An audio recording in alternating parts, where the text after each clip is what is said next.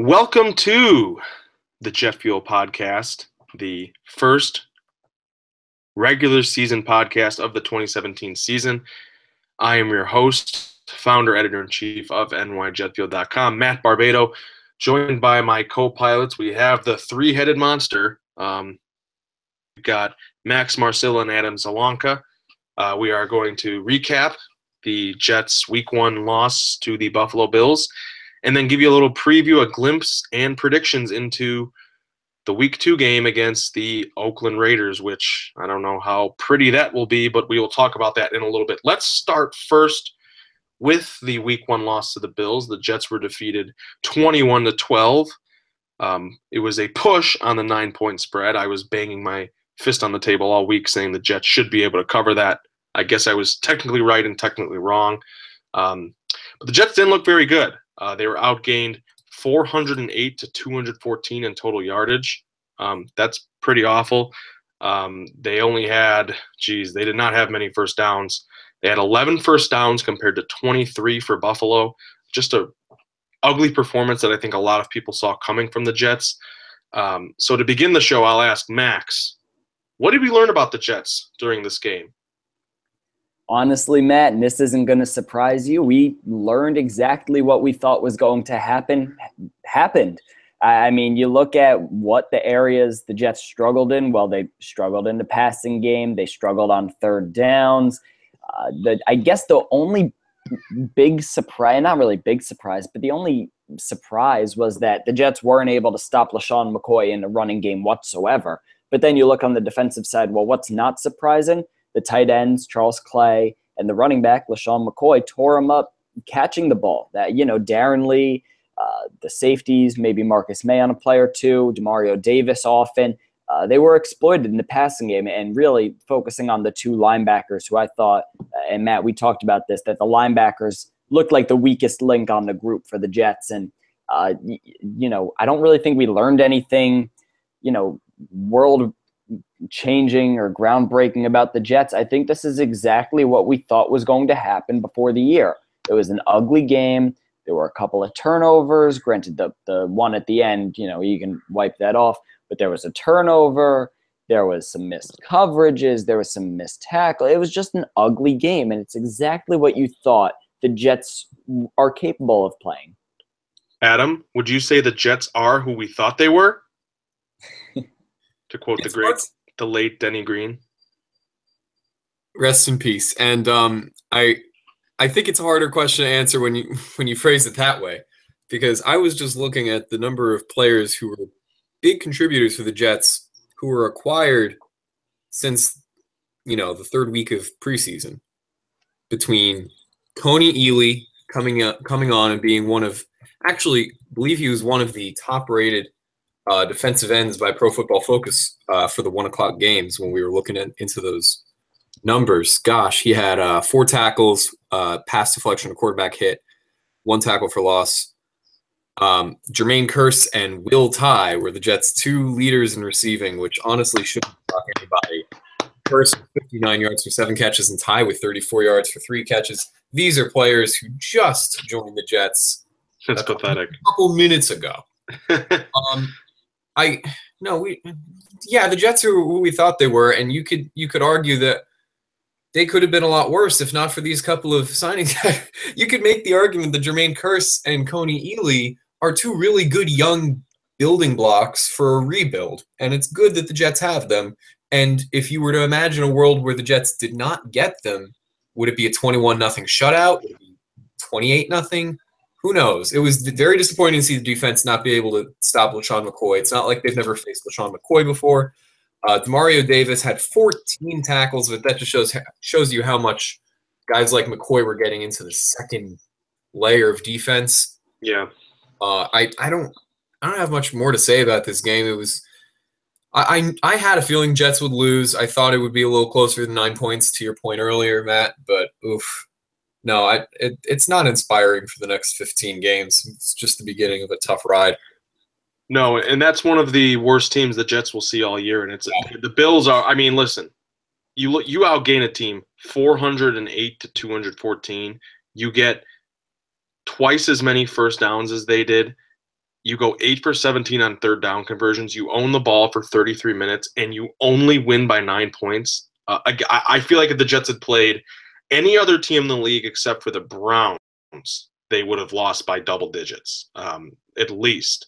So, yeah, I mean, you can say, yeah, that's great. McAgnon's really nailing the waiver wire.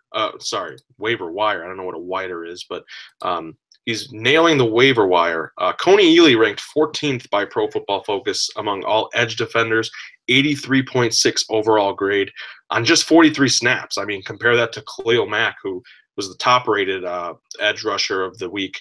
He had 64 snaps, so Ealy didn't even play that much, especially when you consider I think the Jets were on the field for, let's see, a bunch of plays. It's like 77 or something 72 like plays, 72 total plays. And Ealy, he played a little bit more than half of that and looked good. Jermaine Kearse, I actually thought he was one of the bright spots. I thought he played pretty well. Granted, he was McCown's first read in a lot of throws. But yeah, I'll answer my own question. The Jets are who we thought they were. They are inept offensively. The running game just kind of disappeared entirely. The offensive line is bad. I know McCown was sacked only once, but there was pressure on pretty much every obvious passings down. And I know Max was rattling off some of the Pro Football Focus grades for the offensive linemen.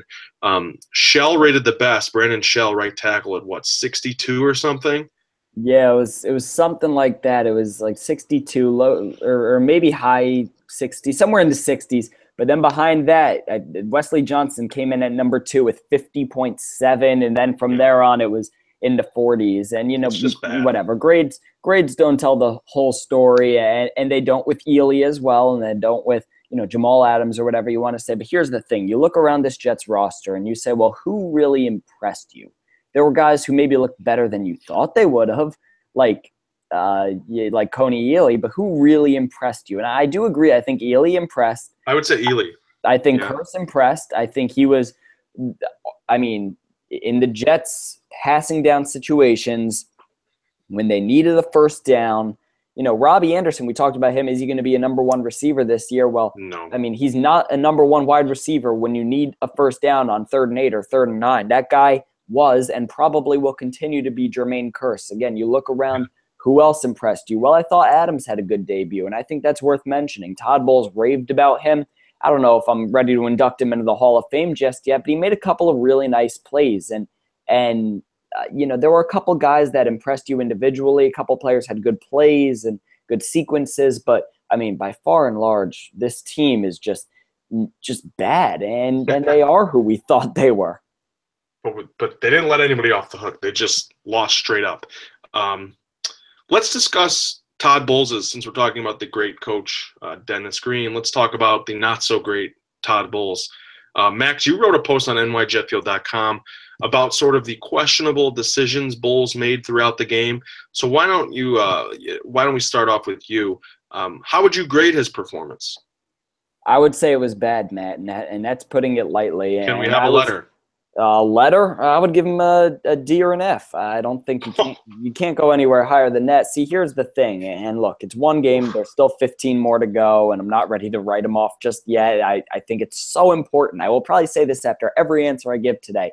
It's one game. It's 1 week. I can't even do the math. 1 divided by 17. That's the percent we are through the season.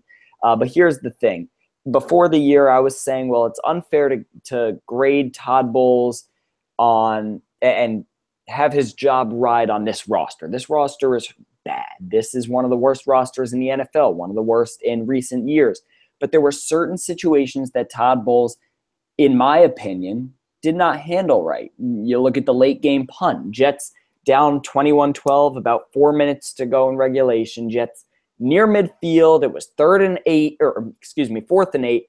Jets had all 3 timeouts, and he ended up to punt. Bowles said he believed in the defense to get a quick stop, but even if the defense did get the stop, which they didn't, there's still no time. And that's laughable. And look, I disagree with the decision. Todd Bowles stuck behind it. That's just me disagreeing with the decision. Fine. The other one, the 2-point conversion.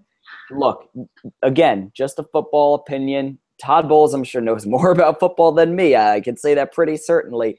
But, I've always been under the assumption that, the best time to go for a 2-point conversion is not in the third quarter and sometimes not even early in the fourth quarter. Sometimes you really have to wait till the end of the game. And the Jets were down 14-12 after they scored a touchdown, their only touchdown of the game.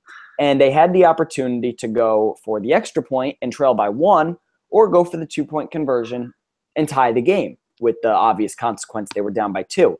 Well, they went for 2, they didn't get it, and because of that, it was a 2-possession game at the end. You could argue that if they made the extra point, it was 14-13, it would be a 1-possession game, and then the punt would be justified at the end of the game. So Todd Bowles' bad decisions just snowballed, and it's one of those things where you look back in hindsight and you can say, oh, well, it would have been a great decision if, it would have been a terrible if, but here's the thing. My opinion is that you don't go for 2-point conversions in the third quarter, especially when it's a 2-point game. And if you're down by 2 possessions with 4 minutes to go and you're at midfield, don't punt the ball. You're also playing with house money. You're the New York Jets. The decision to go for 2 was the worst of the several bad choices Bowles made. It doesn't make – I mean, it just didn't make sense. It's like, what? Bowles has this just delusional faith in his defense to just get a stop. And I know you're playing the Bills, but they just showed no ability to stop LaShawn McCoy. And whenever they would get a 3rd and long, they'd let Taylor scamper out of the pocket and get the first down anyway. So it was a really, really bad day for the coaching staff. I would give them a D. I thought John Morton, and I'm talking about the coaching staff entirely. John Morton got way too unbalanced in only a 9-point game, a game that was close throughout. To throw 39 times and have, 15 total rushes, that's inexcusable. That's Chan Gailey-esque. And you guys know after the last podcast how I feel about Chan Gailey. Or Adam does, I think. I don't think we had Max for that one. I went on a little Chan Gailey. I wasn't here, but I know how you feel about it. Oh, no, I'm sorry. I did that by myself. That was the solo episode of the Jet Fuel podcast. So I was literally talking to myself, and now I'm imagining Adam was there. But yeah, it was just very stupid to get that far unbalanced. Defensive coordinator Casey Rogers had an awful game. I mean, how many times are you going to let LaShawn McCoy, who's really a great perimeter runner, not a guy who's going to really kill you going up the middle if you can contain him. They were gashing him like it was he was gashing that front 7 all day long. They had no answer to it. Couldn't contain Tyrod in the pocket. I think that's a schematic problem too. Just a really lousy day for the coaching staff. I give it a D. Adam, where do you lie? Let's see. I think the two of you covered absolutely everything I was going to say. I'll go down the list. It was the play calling discrepancy of 39 pass attempts and a sack makes 40 design pass plays and 15 carries. That's definitely not what the Jets should be trying to do, depending, when you consider their strengths and weaknesses on that offense. Max covered everything I wanted to say about the punt. When I saw Bulls line up for a punt when the Jets were near midfield down 2 possessions with 4 minutes to go, mathematically, punting makes 0 sense. You're in 4-down territory. So when I saw Bulls call that play, I thought, okay, that sounds just about right for what the Jets are going to try to do this year, which is tank, right, everybody? So I don't have any more to say than that. D. Maybe Bulls actually did his job then, in just kind of making sure they lost the game. But we won't get into those conspiracy We almost theories. made it like 15 minutes without the word tank. I would like it if we could go another 10, 15 minutes without the word tank. Tank. I'm enjoying watching football. Football is back. Let me enjoy it. Tank. All right, let's wrap up our Bills tank review here with some studs and duds. We will each give one player we thought was a stud. We'll probably double or triple up because there weren't many to choose from. And we will choose a dud, and we will probably each have different answers because there were a lot of duds, more duds than a box of milk duds. Thank you. Why don't we have Adam start this time? Who's your stud? Thanks. I'm going to call Jamal Adams for my stud. I don't care if anyone else was planning to say him. It's, once again, he's going to be one of the bright spots of the 2017 Jets. And let's read the line really quick. 4 of his 5 tackles were solo tackles, which shows to me, among other things, some good awareness of the field and playmaking ability on your own. 1 was tackle for loss. He deflected a pass. I don't remember him giving up any crazy plays down the middle. It's not like Tyrod Taylor bringing the Jets the way he did a season ago against the likes of Calvin Pryor, not helping out Marcus Wilkers, not helping out corners on the ends of the field. So I'll go with Adams. Here's to a great rookie season and one bright spot on this team.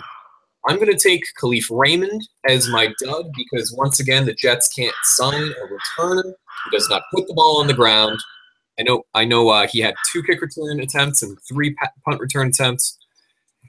And he didn't lose fumbles, but he put the ball on the ground twice out of those 5 touches. And that's just ridiculous and unacceptable. And it's the Jets need an advantage wherever they can get it in terms of yardage and field position. And not giving up the ball on stupid mistakes like a punt return fumble. And Khalif Raymond hasn't, in his very brief time in green and white, hasn't shown yet to me or to anybody, in my opinion, that he can avoid fumbling.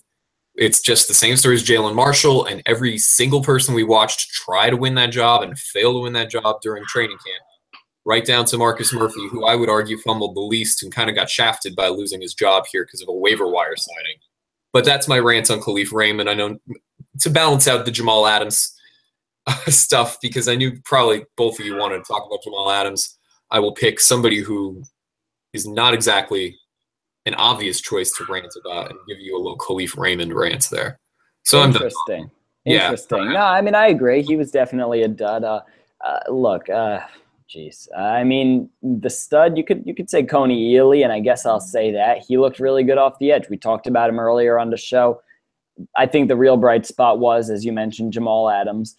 But look, give Coney Ealy some credit. There were a couple guys here and there. But I mean, yeah, slim pickings for stud. So I'll let you have your Adams. I'll go Coney Ealy. Maybe even an honorable mention to Lachlan Edwards. I thought he had he shanked 1 punt, but other than that, he looked pretty good for the Jets. That's belongs in the Hall of Fame. Hey, he might have been one of the better Jets last year. Yeah. Or last game, I should say. Well, I'm going to cut you off there, Max, because Locke Edwards was my stud. Ooh. I'm going to rattle off some wonderful stats about Locke Edwards. Can I just give my dud real quick? Who's your dud? My dud is Darren Lee. I thought he was great in run defense. Once again, the problems are in pass defense. He's got the athleticism. I'm not ready to write him off, but I want to see him improve. Go on, Matt. All right, everybody. Who's ready for some Lachlan Edwards stats? This should be a series on the podcast because I think this is going to be like a recurring thing where Lachlan Edwards becomes my stud because the Jets punt so much. 6 punts, 297 total yards, a long of 58, a 49.5 average yardage per punt. I botched that stat, but that's okay because I'll make it up with a 43.7 net punting average that ranked 8th among NFL punters, better than Los Angeles Rams punter Johnny Hecker, who just got a really big deal for being a punter. He had 2 punts down inside the 20, no touchbacks, no fair catches. His other 4 punts were returned for only 35 yards. Locke Edwards, he's my stud. He's going to be the Jets' offensive MVP because he probably is going to accrue more net yardage than the entire Jets' offense. My dud is going to be, oh boy, this is tough because they all kind of are terrible. I'll go Demario Davis. I think the stat line is completely inflated. I thought Demario Davis was awful. I really, really thought he was terrible.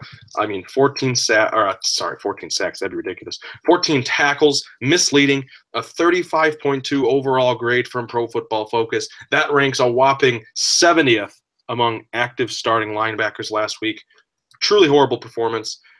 He was pretty much biting on every play action fake the Bills did, constantly out of position. He was getting washed down the line of scrimmage on running plays far too often. Couldn't keep up with Charles Clay, who has been a mediocre tight end for most of his career until he faces the Jets, where he catches 4 passes for 53 yards and a touchdown, has another touchdown pass go off of his hands in a fluke interception to Justin Burris, who will say thank you very much. I thought Demario Davis, the entire Jets linebacking core, inside linebacking core specifically, was god-awful. But hey, Locke Edwards was pretty great. let's move on to the Raiders after that impassioned. That was pretty passionate, guys. I mean, we gotta let's try and match the enthusiasm levels next. I don't even know how to react to that much praise for a punter. He was pretty good. He had that one shank. He had one terrible punt that went off the side of his foot. The other 5 I thought were fine. Hey, you know what? It's bound to happen when you punt as much as the Jets do. Let's move on to Oakland. Oh my goodness. Let's move on to Oakland. A punter podcast. A punt. Oh, that'd be good. The punter pod. I'll have to bank that into my journal. Hunters are people too. They are. And Lachlan Edwards, you're gonna know him very well by the end of the season. He ice your leg, Locke. Ice your leg. Let's move on to the Raiders. The Jets are gonna be punting plenty against the Raiders. I mean, this is a mismatch all over the field. The Jets are a 14-point underdog. I mean, that is massive. Them and the 49ers are actually both getting 14 points on the road this week. The Niners play Seattle.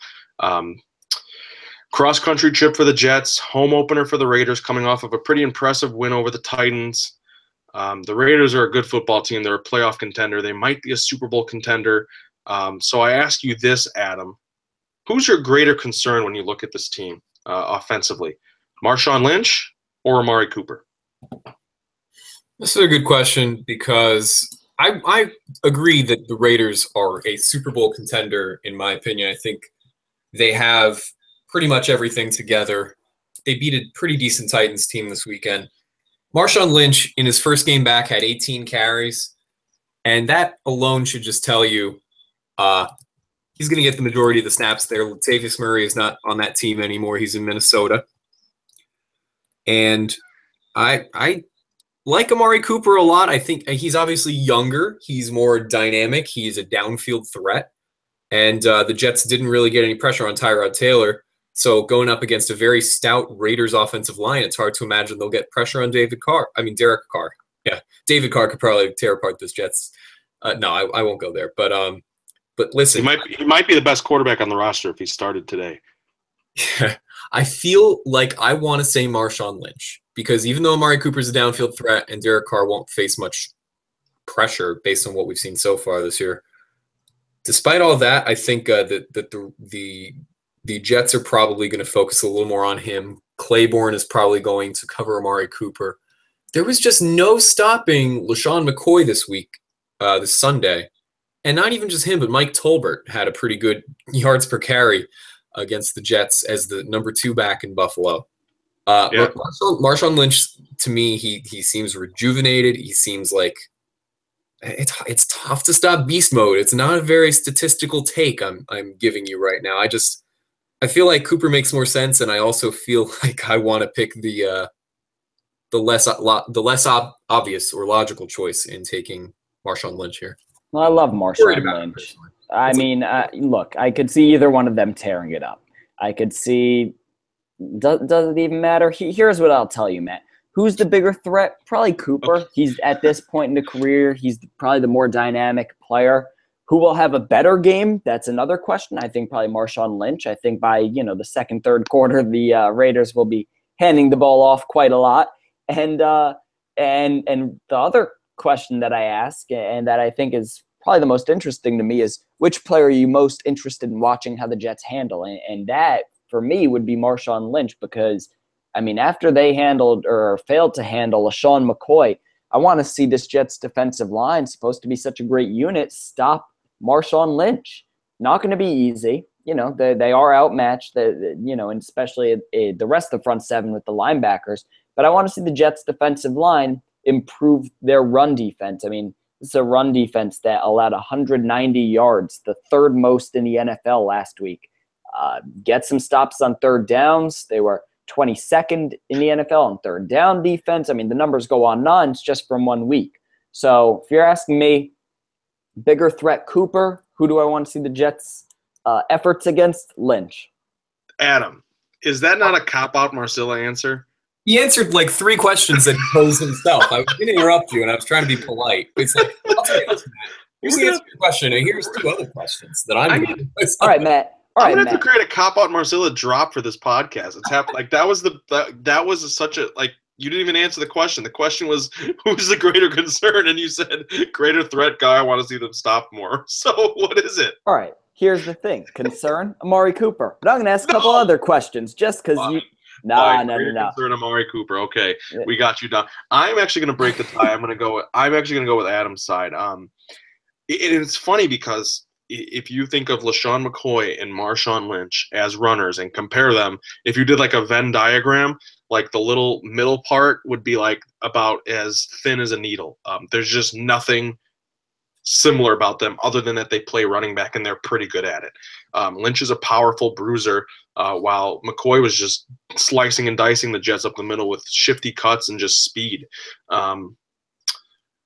I would say, and I'm going to answer the question straightforward, unlike our friend Cop Out Marcilla, I'm going to say the greater concern is Marshawn Lynch because, I don't think anybody expected the Jets' run defense to be that bad. And I know McCoy's an exceptional running back, but I think we would all agree the Raiders have the better offensive line if you're comparing them to the Bills.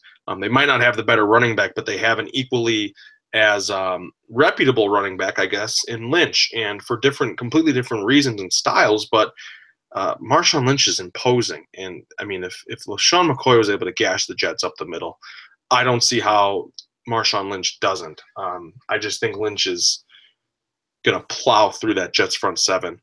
It'll be a good test for guys like Wilkerson, Leonard Williams, McClendon, but it could get really ugly. And I don't even know if the Raiders are going to have to air the ball out that much because I could see this game being put away kind of early. So I will go with Adam, not that I didn't like Cop Out Marcilla's answer and analysis. I think Cooper – I think there's a better chance the Jets can take Cooper away.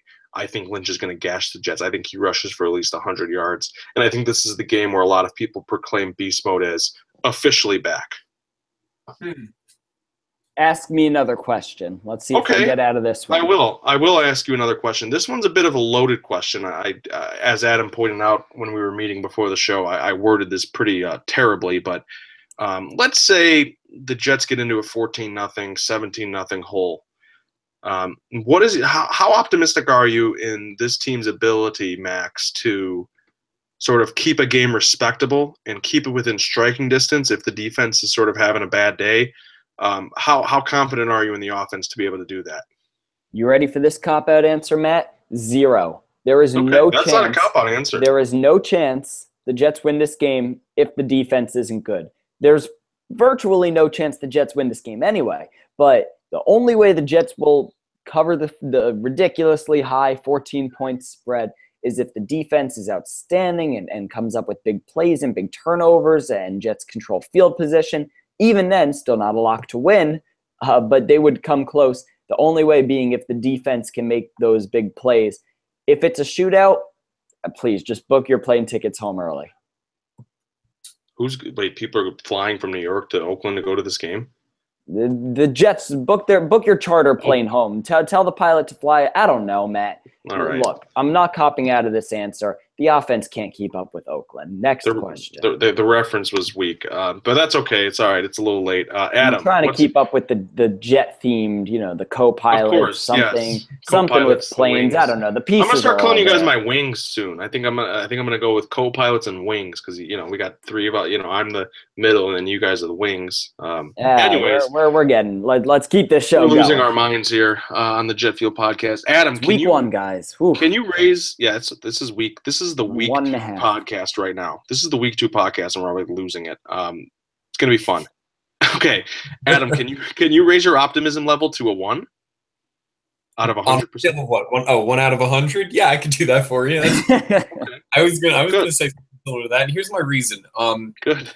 Thanks for doing that. Pointed out in the previous segment, and I'm sort of going to use the same fact or the same statistic in a completely different way right now.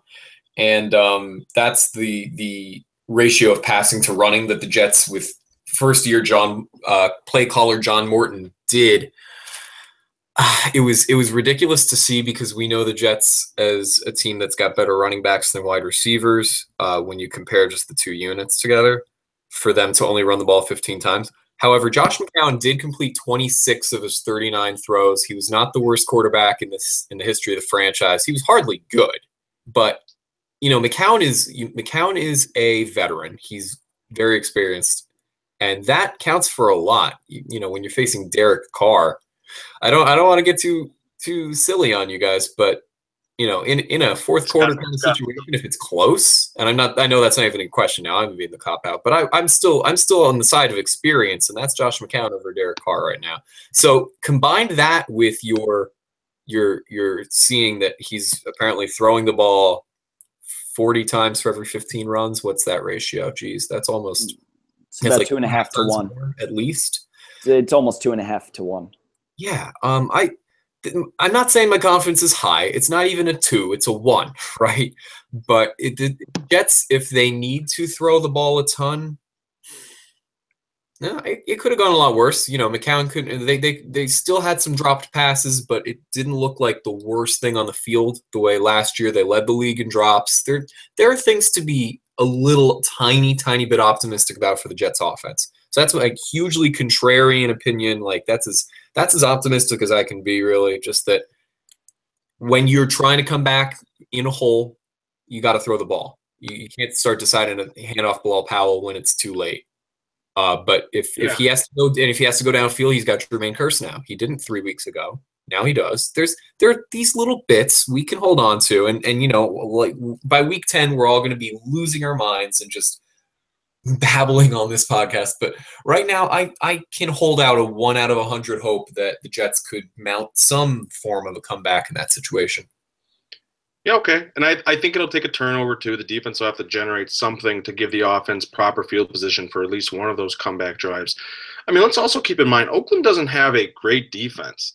They ranked 24th in passing last year, allowed 258 passing yards per game in 2016, allowed pretty much the same number against the Titans last week. They allowed 255 yards to Mariota in their, pretty good passing game. The Jets don't have half as good as weapons as the Titans do, but I mean, it's not like Oakland's a great defense. I know they have Khalil Mack, they have some nice pieces, but their secondary isn't exactly gangbusters. I mean, there's not a ton to be afraid of, but I also don't think it's it's pretty much on par with Buffalo's, probably a little bit better. So I mean, Buffalo didn't really have much talent in the secondary to begin with, and the Jets didn't really do well throwing the ball. The biggest problem for me is, I mean, if McCown McCown did not have much time to throw against the Bills, and they don't have a ton they have a decent front seven, not a great one, not like in years past under Rex Ryan. I mean, Kelvin Beachum or Brandon Shell against Khalil Mack on the edge. That's frightening. That's frightening. That's game buster. That's game over. That's completely wreck a game with 2 plays. That's get your quarterback hurt. Josh McCown, we know, is not very durable. The Jets were able to keep him upright for the most part last week, but there was a lot of pressure on McCown. He didn't have a lot of time to throw the ball. That's part of the reason why he had a 4.8 average yards per completion, which is pretty pathetic. That's anemic. So the Jets are going to have to be throwing to their first reads a lot, checking down to the running backs, design screens. It's going to be really hard. They have to take a lead of some sort to get Khalil Mack and the Raiders front seven to back off a little bit. If they go down early and the Jets are forced to throw it as many times as they did on against the Bills on Sunday, it's going to be a really, really long day. So let's wrap up the show here. It's been a whimsical, wacky, and informative, first and foremost, Jet Fuel podcast. Quickly, we will go to Max with a high-flying jet to watch this week. Are we doing predictions? We'll do a high-flying jet, and then we'll go back and do our predictions. Gotcha. Okay. I don't want to overload the listeners. All right, high-flying jet. Let's go. Let's go Jamal Adams. I want to see him build on a nice week 1. All right, Adam. As long as Lorenzo Mauldin is still on injured reserve, I've got Josh Martin for you. He had, I know you thought that the linebackers were terrible, Matthew, but Martin actually had 3.5 tackles for loss. That's nothing to, just. The inside linebackers were worse. Inside linebackers were, we can, if we want to make it. I specified. Oh, I'm sorry. I didn't hear you on that then. I thought that it's something I forgot to bring up about the Bills game, and that would be Josh Martin didn't have a bad game as a week 1 starter, which happened partly because nobody on the Jets is a good pass rusher, but also because Malden is dealing with a back injury. So opposite Jordan Jenkins, Josh Martin might have had the best game of the 4 linebackers, starting linebackers. I want to see if he can replicate it against a slightly better offensive line in Oakland, and maybe he can't. But you want a high flying Jet to watch. I think he's high flying from last week. Okay, I like the picks. I'm gonna stick with my man Locke Edwards. Get ready for lots of punts. Get ready for a lot of ugly Jets drives. I'm not sure if the Jets will punt 6 times on Sunday against the Raiders. I feel like they might be in 4-down territory a lot on Sunday, whether Todd Bowles likes it or not. But yeah, Locke Edwards is going to be punting a lot, and I liked what I saw from Josh Martin. Josh Martin is a guy who stood out. We should spend more time on that, or not more time, but just let it be known. Josh Martin did have a good game, along with like guys like Coney Ely, Jermaine Kearse. If you want me to take an actual player, I'll go with Powell, Bilal Powell, and that's a guy we haven't even talked about the running game at all, because it was pretty much taken out of the equation for no reason. I think Powell was the slightly better back on Sunday against the Bills. Again, he outproduced Forte in the passing game. He had 5 receptions for 17 yards. Forte had 3 for 20. But again, the Jets, if John Morton has a brain, he's going to try and run the ball and at least try and balance out the time of possession to keep his defense rested, keep Oakland's offense off the field a little bit. You are not going to beat the Raiders with only 13 carries from your 2 running backs. I mean, that was stupid. And John Martin's already on my naughty list because he didn't call a very good game.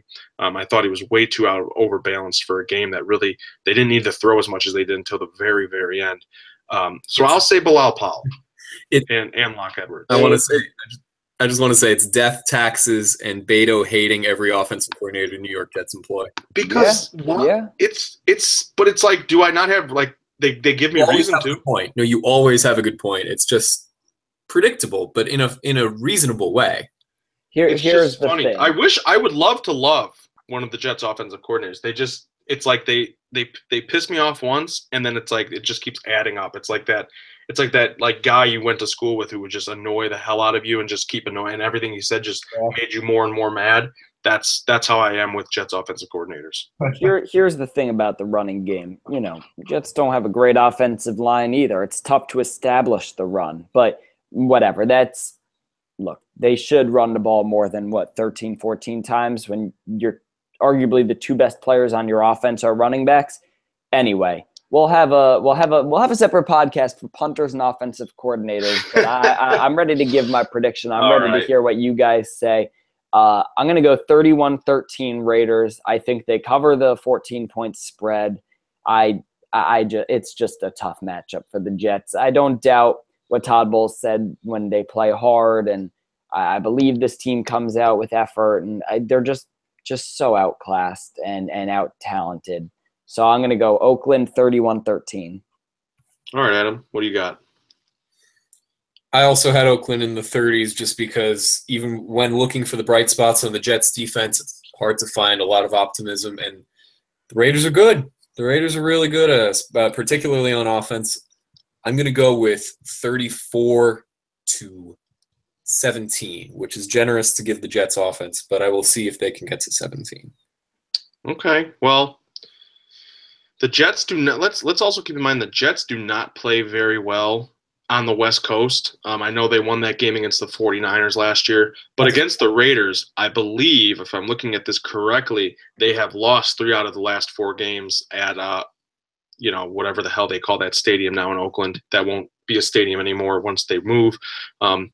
This just sets up for a lot of badness, to create my own word. Home opener for the Raiders, coming off of a pretty good win against, I think, a Titans team that a lot of people like this year. They are clearly the more talented team at almost, I would say, every level. Maybe Locke Edwards can win the punter battle. But I don't see an advantage for the Jets in this game unless Josh McCown has the game of his life, and I have a feeling he's going to be on his back a lot. I think Khalil Mack – I will say this. I think Khalil Mack gets at least 2 sacks, and I think the Raiders win 38-10. I think it's just a bloodbath. I really do. The Jets just don't play well on the West Coast. We've seen it before where they've gotten just steamrolled by these teams when they go west. So a little bit of historical precedent. I know it doesn't directly apply, but you just get a bad sense about these games. I mean, especially given just how bad New York's defense looks. So those are our predictions. We all have the Raiders winning. Why don't you guys give your scores one more? Max, you had 31-13. I was looking something up during Adam. So, Adam, what was your score again? Thanks for listening. It was 34-17. 34-17. So, Adam is slightly more optimistic than Max. And what do you know? The negative founder, editor-in-chief of NYJetFuel.com, Matt Barbado, has the Jets losing by a whopping 4 touchdowns. Here's the good news, Matt. Oh, here we go. Here's the good news. It's going to be a long season, right. But I mean, we're gonna be covering it all, and I'll tell you what, it's fun. I do enjoy covering this team. In 20 minutes, I'll regret saying that, but it's going to be a fun year. Tune in on Sunday to see Max's live reaction to that statement when we read it on air again. I think it's more fun to cover a team that, by all accounts, is more likely to go 2-14, 1-15. Than a team that's going to win 6 or 7 games and miss the playoffs and be very bland half the time. Yeah, I mean, we're looking for development, and we're looking for guys who stand out, and we saw a couple of those, most notably Ely, Curse, Josh Martin. So there are Jamal Adams. There are guys who are standing out, and that's, it's a long season. We can't get too down. But, I mean, this just isn't a good matchup for the Jets. It's just a really, really bad matchup for the Jets, and then they come home and maybe they'll squeak one out, or at least they'll play competitively against Miami at home for the home opener at MetLife Stadium. But we'll talk about that next week. We are going to wrap up this week's show. I want to thank my co-pilots, my wings, Max Marcilla and Adam Zalanka, for joining me on this wonderful Tuesday evening. Follow Max on Twitter at mmarcilla98. Follow Adam at Adam_Zalanka. Follow me at Real Matt Barbado for more pessimistic Jets takes. And then follow the site, of course, because I'll have pessimistic Jets takes on there too, at New York Jet Fuel. Be sure to subscribe to the podcast on iTunes if that's how you're listening. We would really, really appreciate that. And check us out on Facebook as well if you haven't liked our page. We post pretty much every story we write on that page. So if you're on social media often, you will get plenty of news from New York Jet Fuel about the Jets. I want to thank you again, and this has been the Jet Fuel Podcast.